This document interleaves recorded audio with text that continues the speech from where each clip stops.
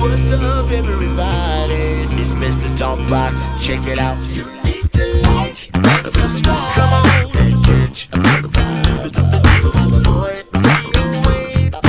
DOA playlist. Let's keep it funky.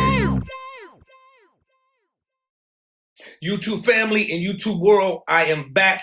First thing I want to say, like I've been saying all year, we definitely need to continue to pray for this country, pray for people. These are some different times that we're living in. So, everybody be real prayerful for your brothers and your sisters and your neighbors. And always remember that God is in control. He is the big boss. He's the big president. He's the biggest president of them all. So remember, God is in control. Continue to pray for your neighbors. Before we get started, I got to do this because it's cool to do. I can do it now, right? Yes. Okay. So I found out. Just bear with me, my brother. I ain't gonna say your name yet, but I got to get something out the way. Y'all, please go and like and subscribe to the page. Please go like and subscribe to the page. Please go like and subscribe to the page. Always do that. Please go and like and subscribe to the page. One more last time. Please go and like, comment, subscribe to the page. Now, we got that out the way. Now, first I kind of thought they don't do that no more, but I had, the Norfolk brothers, them boys on here, and they said, no, that's still relevant to do, because my producer makes me do it. And, I'm about to be 60. I don't know if it's old and outdated and antiquated, if they still doing something different, but I was told it was still good to say. So please go and like and subscribe to the DOA playlist. Did I do it? Yes, sir. You did. Do I do it? Yes, sir. We good? One on top. Can yes, we get sir. the show on the roll, man? Let's go. Because I got you already messed the whole thing up from the I ain't gonna even get into what happened, y'all. But anyway, listen. Today is a special day for me, man. And when I tell you, and I know I say it all the time, and when I say it, I'm not blowing smoke to nobody. I honestly appreciate everybody who comes on.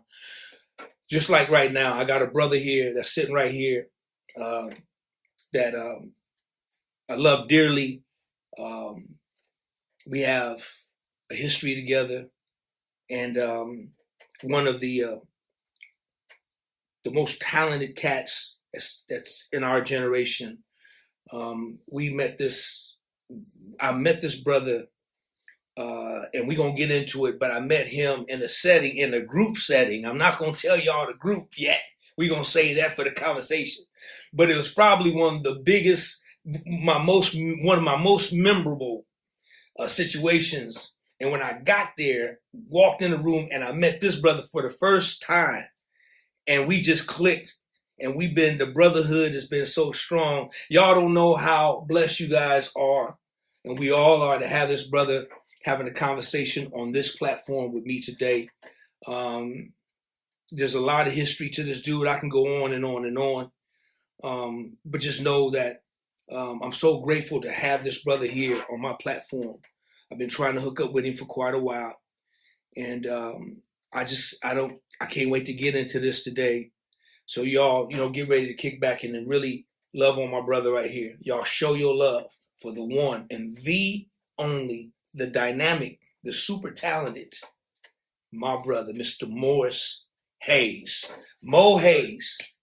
What's up, brother? Yes, sir. Oh, man. Don't you start. The man.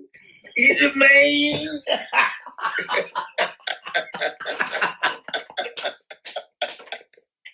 What's up, DOA? Man, Mo Hayes, man. Oh. Man, it's so good to be on with you, brother. Man, no, it's gooder for me to be on with you. It's more gooder. Hey, be on here than to be of the world. I forgot to tell y'all, he's a nut, so we're gonna have some fun. Morris, man, how are you doing, my brother? Man, bro, I'm so good, brother. Like my pop used to say, man, I'm on this side of the dirt. It's a good day, man. We gonna figure something out. It's good, man. So I'm real happy to be with you, man. It's been a long time coming. and you've been doing some cool shows, man. I've been seeing some of your stuff, man. So I want to make sure I'm liked, subscribed, man, and shit. I'm gonna do that. We gonna do that in a team effort. So I'm gonna do that. Amen. That's how the show gonna go. I'm tell you right now. That's how the show gonna go. Yeah, well, but never did ill. That's how we gonna say. Do it till you're satisfied.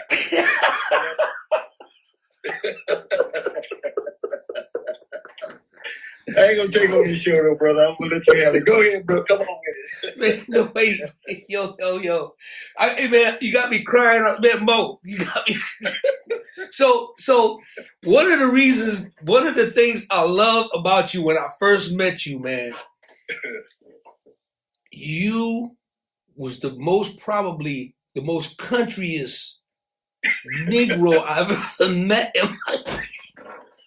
Yeah, man. And look, I'm country as it come, bro. People probably don't think, but I'm country, so I connect with country, man. I connect with country. And man, dude, when I met you, I said, oh yeah, this dude right here. Right. Oh, you know, man. It's funny, D, because that's one of the things, man. I think the longevity with Prince, man, is Prince. One of the things that was the real Prince thing that maybe some people know, maybe not, is that he loved comedy. He loved comedians. You know, Prince had an inordinate amount of comedian friends in the game. You know, like Bernie would come by the studio, and you know, like all of these cats. You know, Dave Chappelle would come by. All of these comedians, man, he loved, you know, Sinbad, all of these cats would come through, man. Paisley Park, and, you know, man, Prince would chop it up with him because he loved comedy, man. And one of the things he liked about me is just like all of the crazy stuff, all of the funny stuff. You know, Prince wasn't necessarily like a church, you know, like me and you, we came up in the church. We know how that, you know, so I would do that, all of the church stuff, you know, just like we did it. And that would just kill him, man. He'd be like dying, man. And he told me, he said, Morris, he said, you are only like 3 jokes away from your own show, man. And one day, man, I had him laying on his desk crying so hard, man. This dude picked up the phone and called down to Studio A and said, Ray, he said, Ray, put some tape in the studio. I'm going to have Morris come and do a comedy record. And it scared the crap out of me because I had just started with him, man. And you know, Prince had this thing. If he called you to do something, people don't ask no question. They just start moving, man. It ain't like, oh, are you serious? It was none of that. It was like, go down to the vault, get some tape, and put it up in Studio A, and we coming down, Morris going to do a comedy record. And then people just say, yes, sir, and start moving. I was like, whoa. I'm like, wait, Prince, whoa. I'm like, I'm just messing around, man. I'm just messing around for us, man. And he was like, man, dude, you 3 jokes short of your own comedy show, man. I'm telling you. And so it was just a funny thing. I used to just keep him rolling, man. Listen, we moving way ahead, but I got to set this up right. So Morris Hayes, and we going to break it all down, was probably one of the closest people to Prince for so many years before he passed away. He was his right-hand man. He was his musical director. They wrote and produced records together. When I tell you, he had an inside code. He knew all the codes. He knew all the locks that were able to be picked. This guy right here. And it's amazing because we met playing with the Time. Right. 90, what year? 91. Yeah. 91. It was crazy because this is after they had recorded the Pandemonium album. Right. And everybody, they had big expectations from the Pandemonium album, including myself, you know, because I'm a Time fan, right? Right. So during that time, you know, Jesse left, Terry left, and Jimmy left. Mm-hmm. All three principals. So now I'm gonna tell y'all how I got the call. Then I'm gonna have Mo talk about how he got the call. So I got the call. Me and Bobby G, we were literally in the studio here in Sacramento, writing demos, just doing music. And Mo, I don't know if you know this. But Jerome Benton is a friend of mine, like a brother. So out of the blue, I get a call from JB. Jerome calls me. He says, "Yo, D, man, looking for you, man." He tells me the situation and the thing, what was going on, and about they, had some shows in Japan, and they had this plan that the year's gonna be busy and all this stuff. Then he says, "We need you on base." I'm on the phone like, "Man, get off my phone, man, get out of here, stop playing." He says, "No, D. And then also, I need you to help me find Bobby G." And Bobby G sitting right next to me. Wow. That's how that whole thing happened. Then the next thing I know, a few weeks later, we are on a flight going to Minneapolis, getting ready to rehearse. We rehearsed for 3 weeks in the snow, getting ready to go to Japan. And we were excited because they had a whole schedule for the year. We had some tentative dates, and we was going to be busy, and Japan was just the start of it, and we were excited. So when we got to Paisley, we rehearsed at Paisley. This is where I met my brother. Now, Morris, how did you get that call? Because so basically, Morris replaced Jimmy Jam, I replaced Terry Lewis, and Bobby replaced Jesse Johnson. Right? Then we had a ghostly seventh. The ghostly seventh. We had a ghostly. So with our boy Chance. So how did you get that call, man? Because I never knew. Yeah, the same thing. Jerome Benton called me too, man. Called me out the blue, man. And I had during the Graffiti Bridge when we were filming that movie. I had a couple of roles in the movie. Had a very short, small part in the movie with George Clinton's band for a scene, but I was a production assistant on the movie. So what I would do is I had a walkie-talkie, man, and I would just drive the band and pick up Tevin Campbell and George and Mavis Staples and whoever needed to be brought on set. I would just go grab everybody, the talent, and bring them on set, man.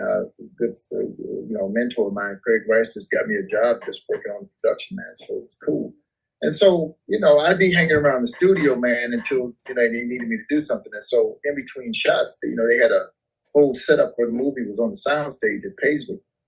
And Jerome and them were there, Jimmy and Terry, with everybody was there, but they had the whole time and all of that for the time scenes and everything. And so, Jam and Lewis used to like video games, man. Like, Prince had like a PlayStation kind of setup, Nintendo or whatever it was back in the day. And so everybody would be in between takes, would be in that room with the gaming and stuff. So Jerome, man, Jerome is just fun loving. He'll see you, man. He just grab you, pick you up, man, and it just do the thing, And so I would see Jerome, and he was cool, and we got to be cool just being on set together and stuff like that. But then, of course, that was in the late 80s, early 90s. And then when the situation came around with the time, man, Jerome called me out of the blue. And I'm just out of this Maserati thing, man. And, just started playing with a little local thing and doing that whole thing, man. And he just called me out of the blue. And it's like, man, I went from the outhouse to the White House. I was like, man, this is crazy. And but Jerome Benton is the one that put me on with the time thing, man. Same thing as you. Wow, that's crazy. You know what? Real quick, I usually do a backstory, but man, we're gonna kind of come back and pick up right here because there's so much stuff I want to cover with you, man, in such a short period of time. So Morris, where are you from, brother? Where you from? I'm from right here. I was born in Pine Bluff, Arkansas, and lived here until about first second year of college. And then I moved to Chicago, and I went to a school called DeVry there for computers and stuff. And then from that point, once I left Chicago, that's when I left to go to Memphis and start playing with these other bands and stuff. And that's what set me off on this whole journey, man. And what's crazy about it, when I was in college, December 17, 1982, Prince came to my city, Pine Bluff, where I was born. And he only came one time in his career. He only came once. And my band basically went to that show.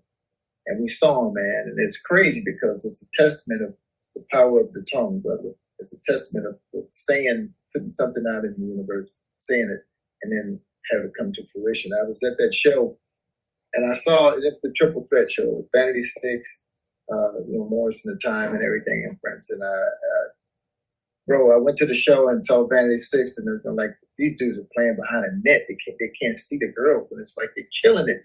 All of this stuff was rehearsed so well that they were able to play without even seeing the girls up front and knowing where the hit's going to be, knowing where everything was going to be because they just worked it out. And then I'm like, wow, this is crazy. Then the time come out. They take that big fishnet backdrop out, and then they got the time, like from the first album, that whole brownstones, kind of like look in the background and all of that stuff, man. And it's dope. I said, oh my God. I said, man, that's the time. They killing it, man. I said, I'm going to play with them one day, man. I'm going to play with them. And then Prince came on, man. And I said, oh, man, this dude is dope, too. I'm going to play with him, too. Man, 50 rows back, bro. My hand to God, man. And I just said, man, I'm going to play with... Man, I left out of that show, bro, walking on air, man. I was like, I don't know how I'm going to do it. I said, but this is the life for me. This is my destiny. And it took... That was December 17, 82.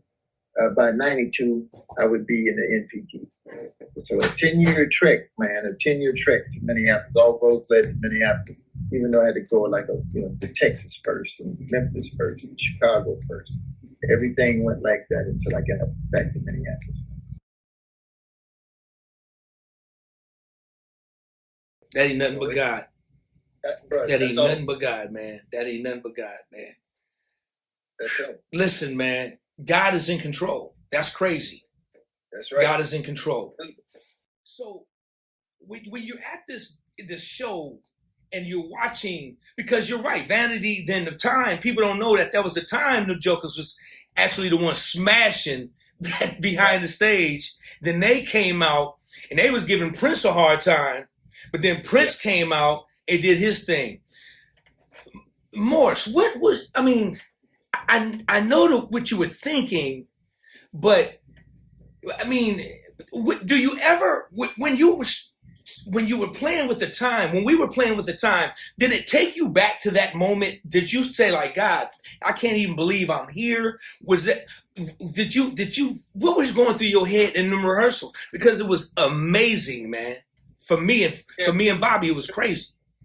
Yeah, it was crazy, man. It just was one of those surreal type of moments when let me just put it like this. Fortunately for me, my mom had did me this really great thing.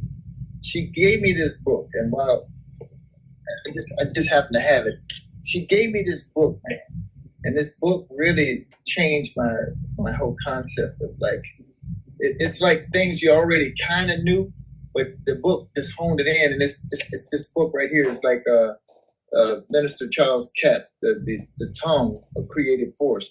She gave me that book a long time ago, and what that book basically says, the Bible says how it's like the tongue has power basically to heal or destroy.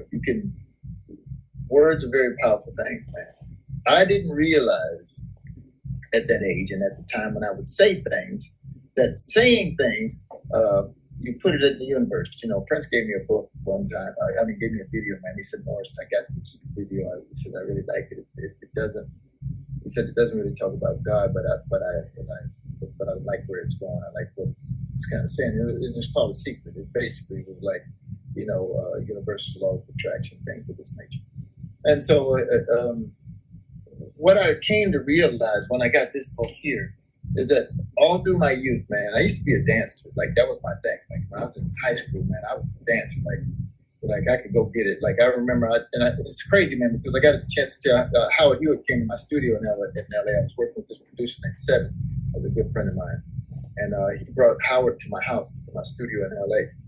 And then Howard gets in, he sees all my gold records and stuff. And he says, oh, Prince guy. He says, okay, I got a Prince story. And he tells me his Prince story. They, Shalimar had came to Minneapolis back in the day, right when Prince had built the studio.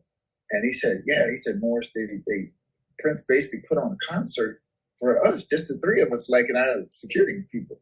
You know, he found out we were in, we were playing in Minneapolis, and somebody got word that Prince wants y'all to come out to the studio, and of course we went out to the studio.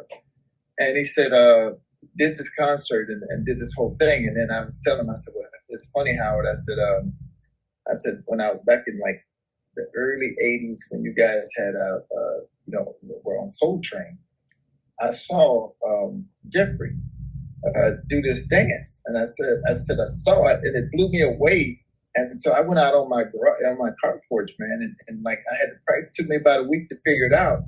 And I said, and I had to get it down, man. And he said, guess who else was watching that show? He said, Michael Jackson. And he said, but instead of Michael going out to the garage and working out, people called Jeffrey Daniels and said, hey, Michael wants to see you. The moonwalk. And the moonwalk, brother.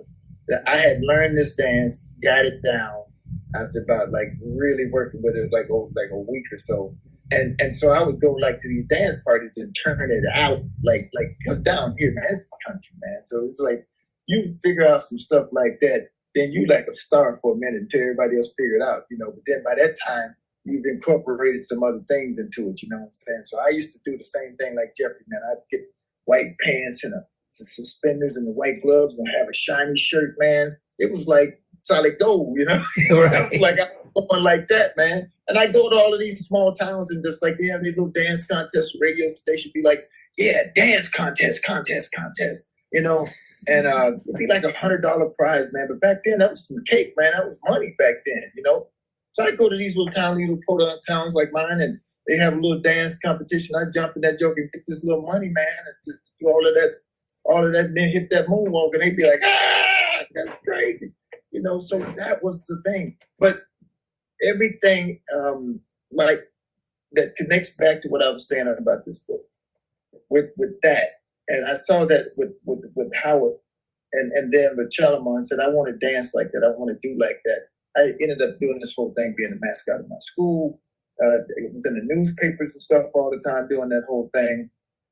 I got a scholarship that I could have went to this other university to be in that same type of role, but I didn't want to do that. I took the art scholarship and did that instead. But the same thing, watching Patrice Rushen. Soul Train was a source of a lot of stuff for me, because at 79, I was watching Patrice Rushen, and she's got to be a good friend now. And she was playing a Fender Rhodes, man. And I'm laying on the floor watching TV. You know how kids lay on the floor and you still got your head in your arm, laying on your stomach watching TV. And I said, man, she playing a Fender Rhodes, man. I want one of them, man. And it just so happened to be a lady that was her and her husband were a touring gospel act from Tennessee, named the Shaw Singers. They were a gospel group, and they would be in the tri-state area doing their thing, and they was popular, man. They'd be on the radio, they had records, all of this. And she was sitting on the couch with my mom. They was talking while I was watching Soul Train, because they would stay with us whenever they was in this area. And so, man, she heard me say that I want that Fender. She said, that thing?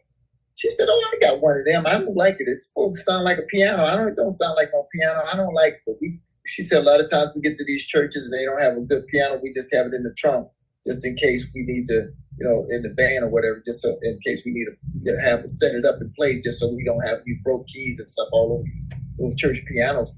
We just have a little thing that we can play at. And she said, but I don't like that thing. She said, we owe $600 on it. If you pay the rest of the balance, you can have it. Bro, what that was, by speaking these things out, by speaking out all of these things, what you do is you activate it. If I'd have just thought that thought in my head, like, man, I sure want that keyboard, she never would have heard that. She never would have activated and never would have been able to know, like, oh yeah, that thing, I got one. You can have it. And what the book did and what my mom did for me, and one of the great things about my mom, and I could name a million, but it's that she pointed me to something that let me know the power of the tongue, and let me know that when I say things and when I did things like that, manifestation would come. You know, that's just biblical, man. It's just like that's just like you speak it out. That's why you got to be careful what come in and come out of your mouth, man, good or bad. You know, it has a profound effect on the situation, man. And so that was one of the things. And then seeing the show at the time and not thinking about what I was saying to my friends, my other bandmates, like, man, I'm gonna play with them dudes. I'm gonna play with Prince. I'm gonna play with the Time. We got to freeze. Damn. Minneapolis, or get to that situation with the biggest powerhouses of the time. Morris, let's back up. Let's cut right here. Man, I'm going to play with them dudes. Let's go right there because you froze up for a minute. Let's take it right there, playing with the Time. All right. Cut away, playing from the Time, take 2 and 5/4. Yeah, man. I just was like, I'm gonna play with these guys, man. I saw the Time and I said, I gotta play with them. And then Prince came on and I said, I gotta play with him. That and that was the thing, man. It just was like, and I didn't realize at the time what was happening, that it was manifestation, that I was like putting it in the universe, putting it out here to God, that that's what I want to do. You know, so as I come to realize it, man, it's just like now it all makes sense to me, like everything that happens, man. So, and that's why you have to be careful with what comes out of your mouth, man, word-wise, because good or bad, you can affect the whole outcome of some situations just based on how you talk about it and how you relate to it, man. How you deal with it. Morris, I just want to let you know, bro, when you see me clapping like this, Yeah. I ain't got no sound effects, don't want them. I think they're kind of cheesy, but I want you to know that this represents 50,000 people standing up, man, giving you an ovation, man. So this goes for you and your mother, man, because brother, you just spoke some facts and some words, man. You just inspired so many people right now. And please text me the book, man. If it's please do that, man. Please text me the book, and we're gonna put the book on. We're gonna make sure we have a man. Let's make sure we put a link to the caption. All right, sir. So first of all, yeah, I'm so excited to have you here. Morris Hayes is one of the greatest keyboard arrangers, producers, and that I've ever met. So Morris, I gotta ask you this: did it start on keyboards for you, or did it start on drums, or how did it start? You know, a lot of cats now, man, and I've seen this a lot, man. It's a lot of cats that have the whole, can play a lot of instruments, type of things. I've tapped a little on drums and stuff, and I used to like take a guitar and just strum a few chords and stuff. But man, keyboards has always been my main thing. I had a piano. The piano that's sitting in here right now is the piano that my mom got when I was a kid. You know, she always wanted to play piano, and it just, you know, she was busy, man. You know, doing mom stuff, man, looking out for the kids and doing that whole thing. It just was one of the things that was her happy place to like sit on her piano and try to play.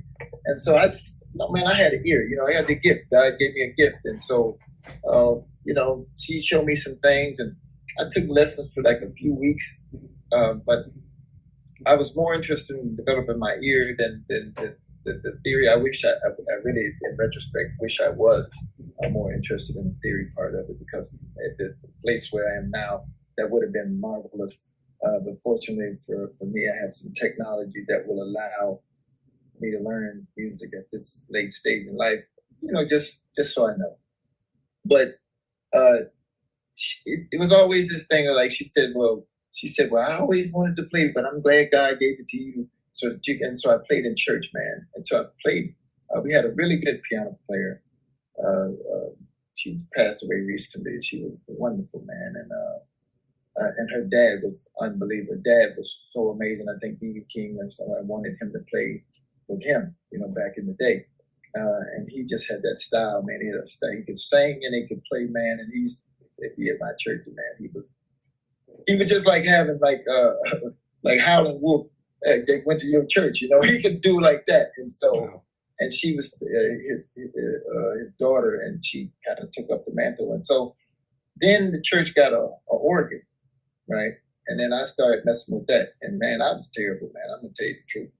I was terrible, but you know, in church they don't care. It's like, baby, that's all right. Y'all give them some love. That's all right, baby. You know, just your willingness to participate was good enough. It wasn't about how great you were, but they allowed me to make mistakes. And my brother my cousin was my biggest antagonist that pushed me along. You know, they gave me a hard time and just made me want to get better, you know. But that was the whole situation growing up, man. So I just stuck to keyboards, and that's been my main kind of a vibe.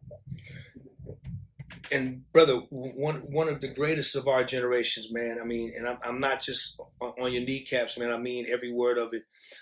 Let's go back, man. I just want to kind of cover some of that. So you went from Arkansas to Chicago to Memphis. Yeah. Is that in that order, correct? And then did you go from Memphis to Minneapolis? No, I went from Memphis to Austin, Texas. Okay, to Austin. That's right, to Austin. In Austin, Texas. Yeah. We played in Texas so much, man, and we would blow so many transmissions in our bands and stuff. Because we had a band like this band that would, that we had, and then a trailer.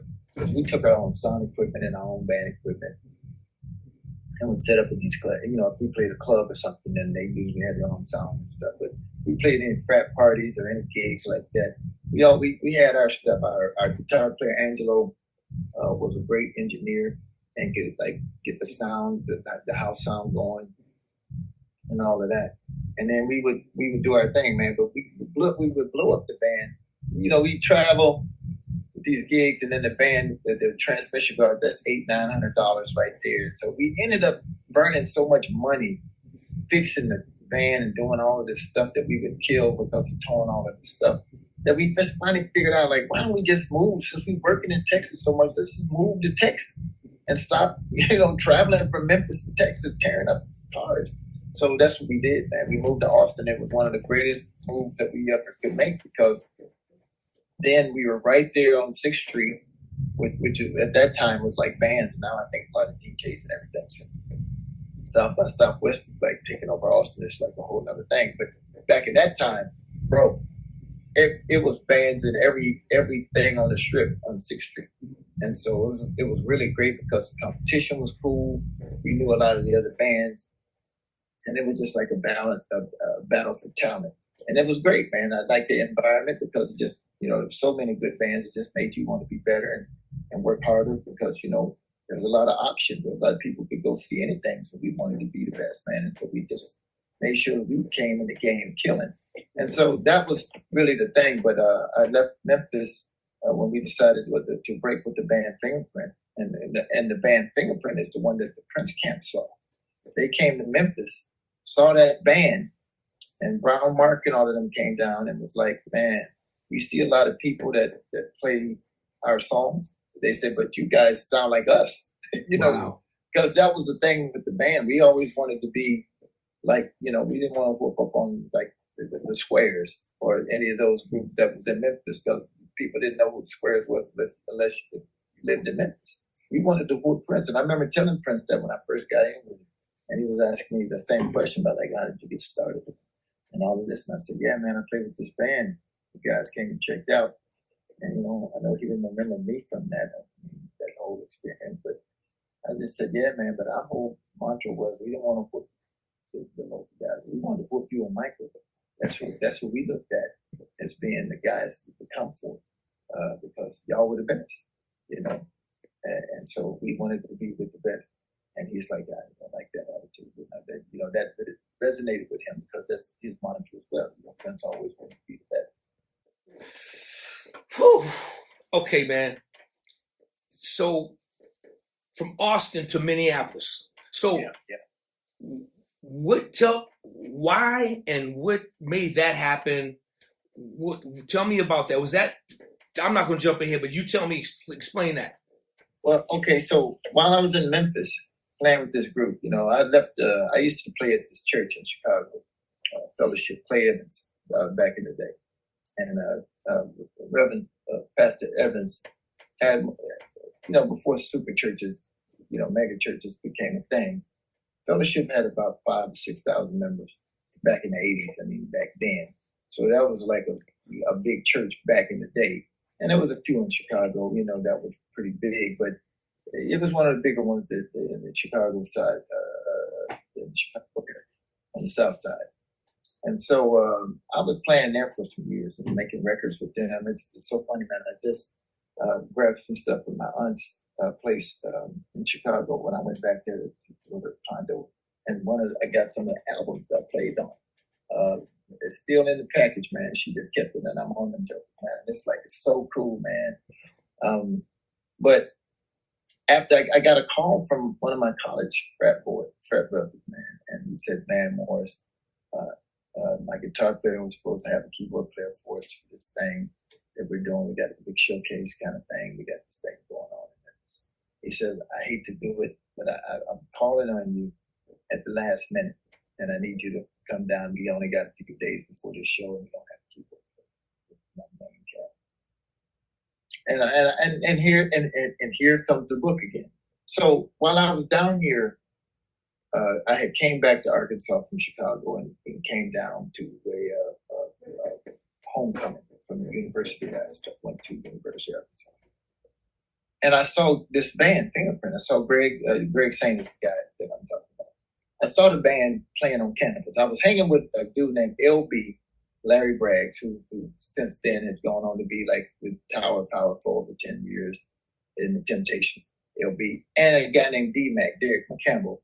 And Derek was from Michigan, used to be in a group called the Mac Band, which was one of Ellie and Babyface early productions. You know, Roses Are Red, that band.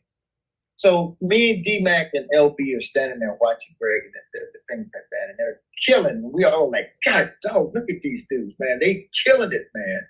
Just like everything they playing, like they played some Cameo, they played some Prince. Everything sounded like the record. Like we were just like dying in the crowd. And I just said, man, I'm gonna play with these dudes. That was Fingerprint. Now this is on a smaller level. This is after I saw Prince, right? But I'm like Fingerprints. I'm gonna play. So I get the call to play with them. I come down. Basically, they had dudes working with me, man, and I was a church bro. I didn't know none of these songs. The only thing I kind of knew was Janet. We played a couple of Janet tunes. I had heard Janet on the radio. I came front, but I was like, yeah, that's, I just gospel music and a lot of secular stuff was kind of out of I didn't know it. And so some of the band members was kind of mad about it. They like, man, you always get these church dudes, man. They don't know these records, man. And, and so I had to basically stay up 48 hours, almost 72 hours, round the clock. Like they would have different band members work with me.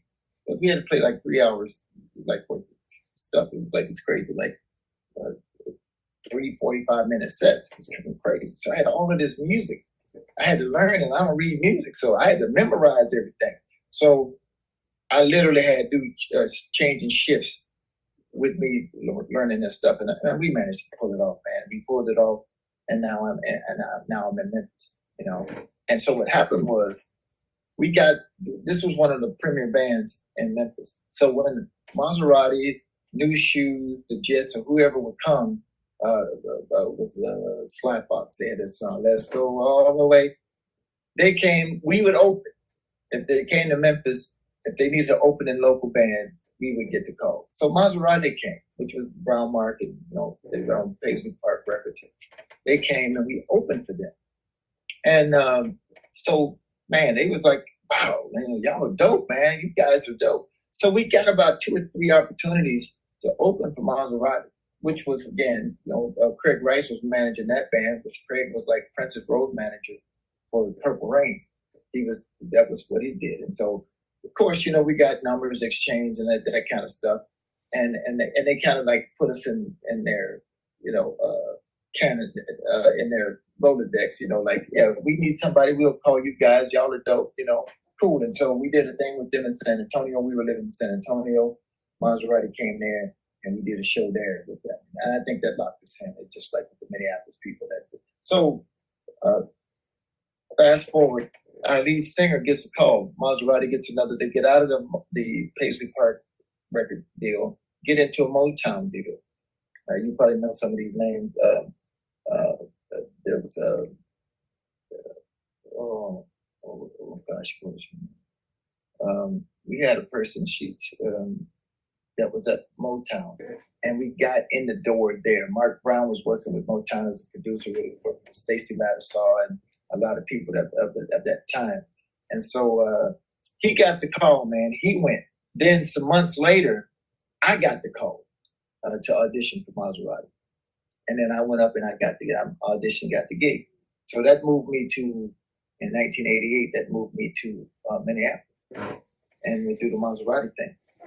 We signed a deal with Motown. Oh, crazy, man. Wait a minute, bro. Hold up.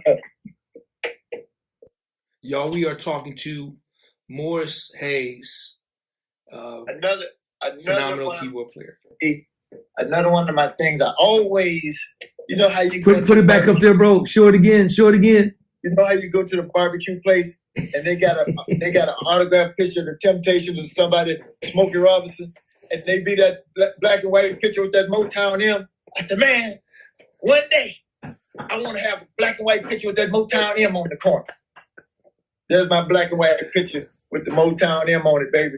That's me right there looking like Babyface. Yeah. And I gave this to my aunt, man. This picture to my aunt because I had lived with her so long, man, and I told her, thanks, auntie, you backed me, and I finally did something cool, So now, were you a principal in the band, or were you just a work for hire? How did they do it? No. I was in the band. I mean, we did the second album, and I'll give you. I'll take some photos and send it to you if you want to have it. Please do. Zoom into it and just. Please so do. I'm on.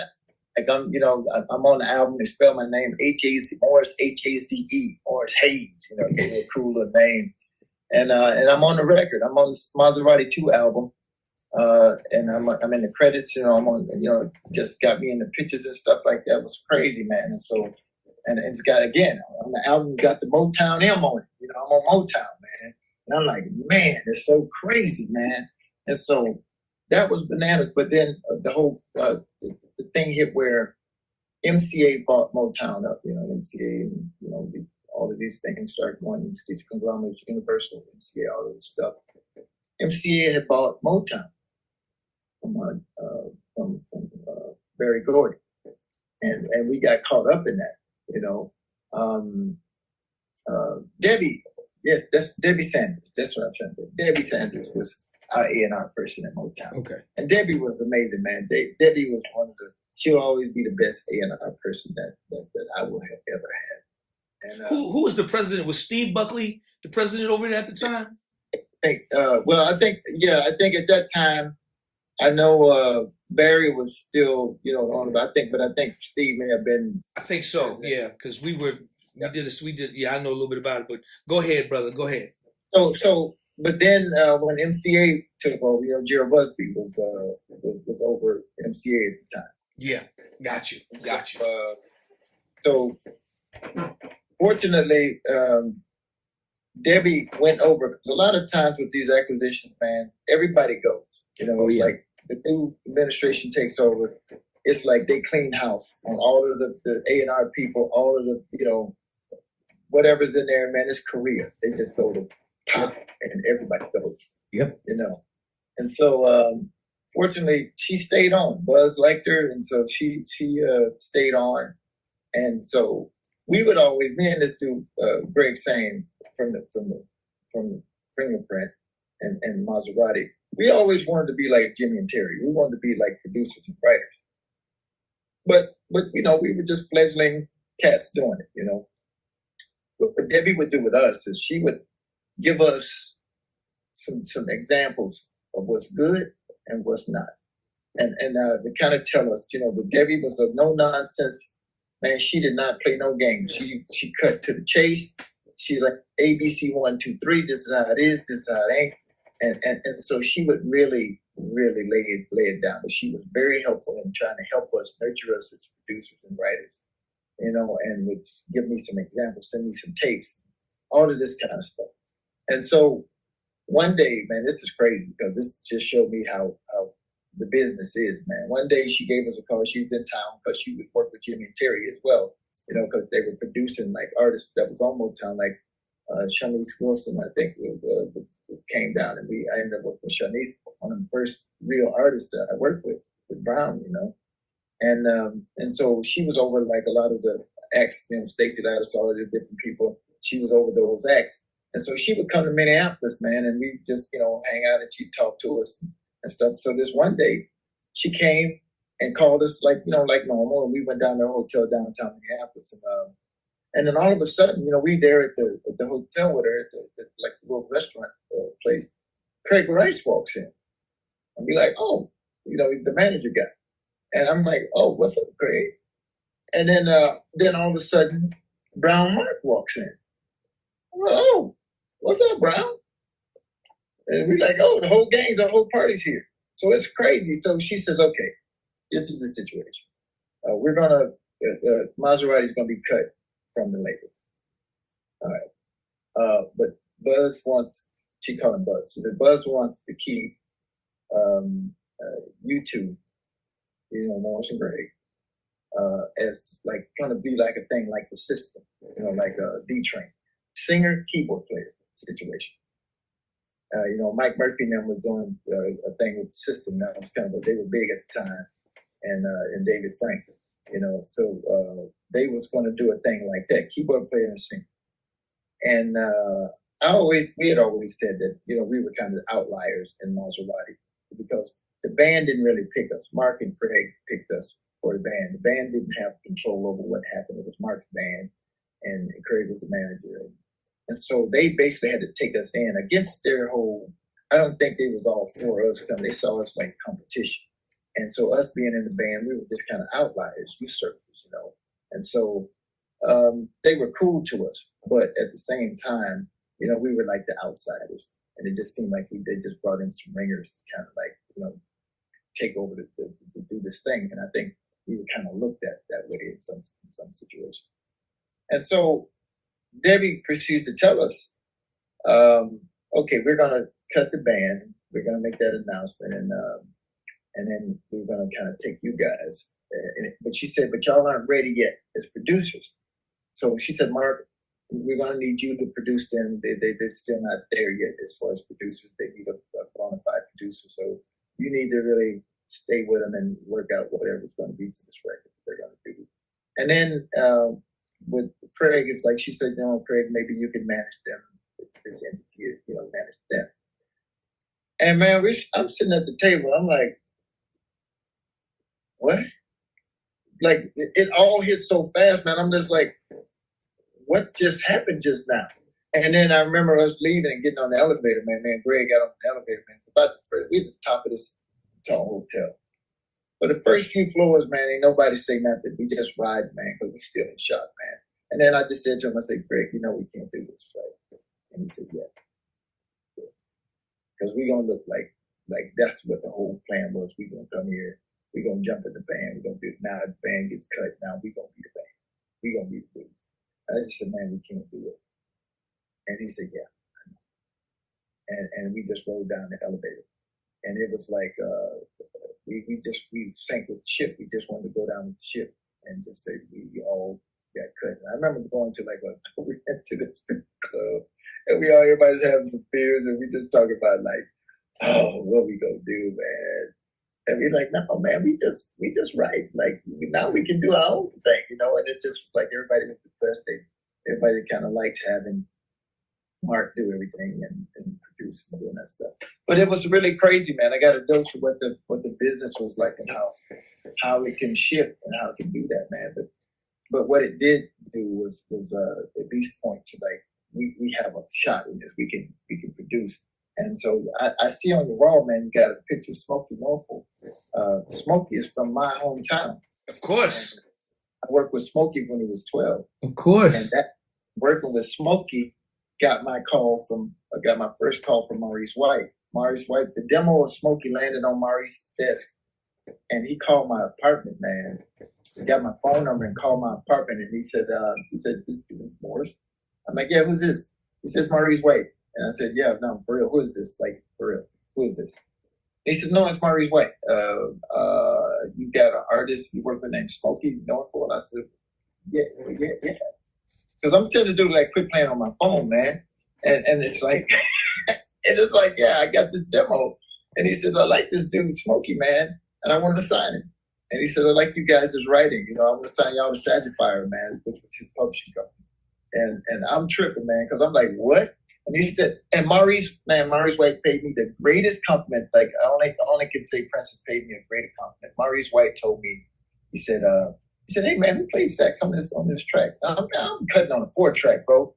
I'm doing stuff on a 4-track in my dining room, And so he said, "Who played the saxophone?" I said, "Oh," I said, "That's me, Maurice. I just it's a sample in my Roland sampler, man, just a saxophone." He said, "Man, let me tell you something. Don't nobody fool me with a horn sample. All right, nobody fools me with the horns. I mean, this dude got Phoenix horns, so I'm like." He said, "That is the best articulated horn solo I've ever heard on the keyboard, man." And he said usually because he said the most times keyboard players play horns like a keyboard player, And he said, and it was crazy, man. And I was tripping. I was like, and it was crazy, man. But he just said, "Yeah, I like this kid, Smokey. I want to sign him." But the funny thing is, Smokey's dad, when I worked with Smokey, told me, he said, "Morris, I'm gonna tell you like this. I know, you guys think y'all want to do this thing with Smokey. I'm gonna tell you something. Smokey's gonna be a minister. He's gonna do gospel." He said, "But Smokey like you." And he said, "The only reason why I'm letting him work with you," he said, "I already checked you dudes out." And he said, "Everything that I put out on y'all came back positive." And he said, "That's the only reason I'm letting Smokey do this." And he just said, "But I can tell you right now," and Smokey was 12, man. He said, "He's going to be a preacher. He's going to do this, and he's going to do this." And everything his dad said came out to be exactly true. Bro, he never told me the story, man. And that's when I tell you, that's my brother. I did I Need You Now with him. So that was a killer record, man. He never told me this story, man, out of our 20 plus relationship. This is crazy. Dude, man, I salute, man. Salute, bro. That's crazy. Oh man, it's bananas. And I would run into Smokey every now and again at NAMM, man. At the NAMM show, man. Me and him and Sinbad got a chance to hang one time, and I ran into him, man. It's all love, man. Smokey was great. I will send you these. When I send you the other stuff, I'm gonna send you the 3 songs I did with Smokey, man. And man, put your hands together. That's 100,000 people clapping for you because me and my producer, that's 50 and 50. You gotta send me. Smokey killed this stuff, man. It's so dope. Oh, and just on a little track, man. You're gonna die, man, because these songs are so good, man. Me and the dude Greg wrote them. We were producing little songs on a 4-track, and man, Smokey playing little keyboards on it. He could play back then a little bit. And it was crazy because even when I met Smokey, I kept coming back here, man. And people said, "Man, you heard Smokey? No, you heard Smokey." I'm like, and I finally came to Pine Bluff, and I said, "Man, bring me the one they call Smokey. Bring it to and they brought him. He came to my hotel, man, and he sang Luther Vandross's song, "Here and Now." And man, when I tell you, this dude was in our hotel room, and I played the song because I was playing it at this wedding. And I said, "Some Luther?" He said, "Yeah." Man, he hit this Luther song. And the whole room, man, I remember looking at the room because the resonance in his voice, man, at 12, brother, was so... I looked at the room like I could hear his voice bouncing off the walls, man, in this hotel room, bro. And I was like, oh, my God, man, this dude is bananas. Mo, let me ask you this question. You mean to tell me y'all's first meeting was in a hotel? Yes, sir. Okay, this is crazy. Sir. This is crazy. My first meeting with Smokey was in a hotel. My first meeting, dude, we got to talk about this. Man, Smokey, this ain't about your interview, dude. How in the world we switched talking? We talking about you. Dude, that's crazy. I'm blown away, man. It was in the hotel room. I had my guitar, playing some chords. He went in the bathroom, wrote a song about 5-10 minutes at the most, came back, and he wrote a song called Same Sad Song that was on his first album that we ended up recording. And that's how I met, not even knowing the connection with you and him and he and I. That's crazy. It is crazy, man. And that's like the whole thing is like, that's when I know stuff is meant to be, brother. It's like there's too many lines of connection and all of that stuff, man. It's just like, that just is that journey. And it's like, it's meant to be. Okay, man, bro, we got... My whole stuff blew me away. This brother, frat brother of mine, Danny Burrows, said, "Man, y'all got to be Smokey, man. This kid is great." Hey, listen, man. I want to get to.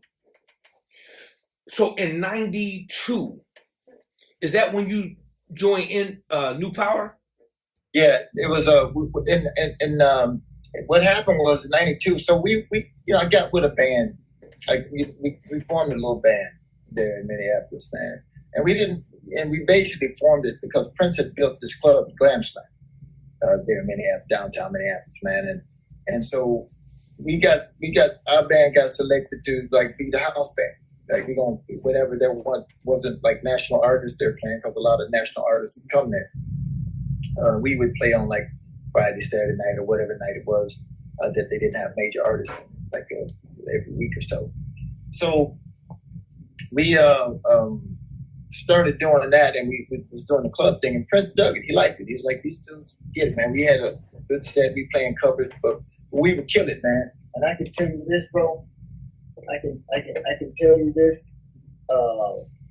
One of my greatest things that I did with regard to Prince. One of the greatest things is when he would come to our rehearsal, man, for this band, for this cover band. Basically, we played at the show. I was doing tracks like we would do Janet, we would do all of this stuff that was these grooves, and so like Teddy Riley. I mean, we did some guy stuff and some stuff. And what I would do is I was, you know me, man. I was like, I remember you came by my place one time when you was on tour, and you was like seeing me do these sample stuff that I did with Prince. Like you was like, bro, what are you doing? Like, why y'all are playing samples in real time? Like, this is nutty. And so that's what I was doing back then. And I had a sampler that I would put loops in. And I took a loop from this group, British group, man, Information Society. And I put that under 17 days, man. And Prince went ape shit. He was like, bro, like, what is... And so Levi called me and told me, Levi, I said, Morris, what did you do, man? And I said, what you talking about? He said, man, Prince came back from y'all rehearsal, man, and said, stop the presses. They put loops under our songs.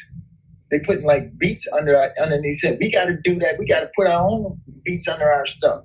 But he didn't want the keyboard player, he didn't want Barbarella to do it. He said, we got to put in Michael Bland stuff so that the drummer's controlling it and not the keyboard player. Because I was controlling it in my band because I knew how to do the tech. And so I would sit there and kind of DJ scratch.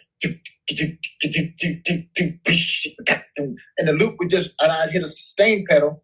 And then the loop would just keep running on the sustain pedal. And then I just played my parts on top of the loop. Then, like Teddy, doing it like that, man. And Prince lost it, man. He was like, oh my God, bro, that's crazy. Do you know that dude kept that method until he was no more, man? That was one of my greatest contributions to the Prince sound and the Prince thing, is that he decided to start running his own loops under his own music at that point. DOA playlist. Let's get the